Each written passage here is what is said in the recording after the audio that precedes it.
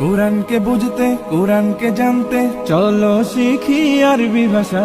জীবনকে সাজাতে জীবনকে রাঙাতে কোরআনই হলো সঠিক দিশা। কোরআনকে বুঝতে কোরআনকে জানতে চলো শিখি আরবি ভাষা। জীবনকে সাজাতে জীবনকে রাঙাতে কোরআনই হলো সঠিক দিশা। এসো শিখি আরবি ভাষা, এসো শিখি আরবি ভাষা।